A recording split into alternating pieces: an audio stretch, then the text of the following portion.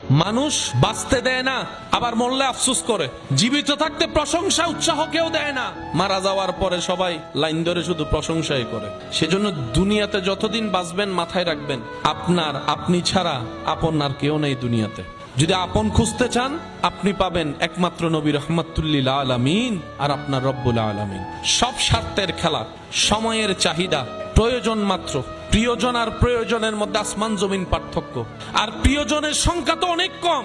সে প্রিয়জন হয় যখন আজরাইল সামনে চলে আসবে, প্রিয়জন আর প্রিয়জন থাকবে না। হাসরের যখন সওয়াবের কথা চলে আসবে, প্রিয়জন আর প্রিয়জন থাকবে না। কারণ মানুষ সবাই দিন শেষে নিজেরটাই ভালো বোঝার চেষ্টা করে, অন্যের মুখে হাসি কেড়ে নিয়ে হলো নিজে হাসার চেষ্টা করে। যতদিন বাঁচবেন তাওয়াক্কুলটা রবের উপর রাখবেন, দিলটা উজাড় করে আপনার আবার নবীকে মোহাব্বত করবেন। বেশি বেশি ইস্তেগফার করব, বেশি বেশি দরুদ পড়ব, সাধ্য মোতাবেক সৃষ্টির উপকার করব, নিজে সয়ে যাব, অন্যকে সুখে রাখার চেষ্টা করব।